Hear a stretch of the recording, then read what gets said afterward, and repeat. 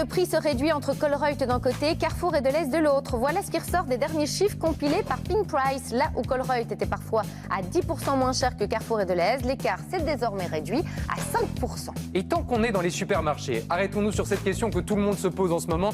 Qui a exagéré au niveau de la hausse des prix? On a souvent suspecté certaines marques de profiter de la crise pour aller un peu fort, taper un peu fort sur les prix. Nous avons désormais des noms à vous partager. Voici le podium de ceux qui ont exagéré dans le focus de Jess. Pink Price, c'est l'application qui vous permet de vérifier le prix de vos denrées alimentaires préférées en fonction de enseignes où vous avez l'habitude de vous rendre. Et le CEO, Christophe Eschement, nous dit que certaines marques ont augmenté fortement leur prix par rapport à l'année passée et cela varie d'une enseigne à l'autre. Regardez plutôt ce podium.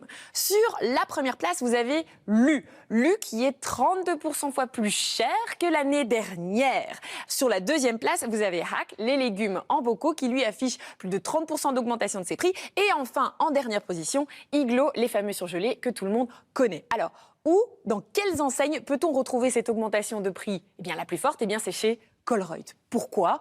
Est-ce que Colruyt serait devenu alors plus cher? Eh bien non. En fait, comme vous l'a dit Fanny, l'écart entre Colruyt et ses concurrents, c'est réduit. Avant c'était 10%, maintenant c'est 5%. Colruyt est donc juste obligé de s'ajuster par rapport à ses concurrents et il ne fait que le rattraper. Il reste donc moins cher, mais moins qu'avant. Alors, est-ce que ça veut dire que les distributeurs profitent de la crise pour augmenter leurs prix, se faire plus de marge? Eh bien non. Selon le CEO, M. Billet de Gondola, le magazine de la grande distribution, il ne s'agit pas de ça. En fait, l'inflation, elle s'installe de manière beaucoup plus durable dans les produits de l'alimentation. Il maintient que les enseignes doivent toujours rattraper les prix très élevés qu'ils ont payés pour les matières premières, dans les mois qui ont suivi aujourd'hui, ce mois de septembre. Et enfin, si les prix de l'alimentation devaient baisser, donc ceux des grandes marques aujourd'hui, ce serait au détriment et en comparaison avec ceux des autres qui augmenteraient.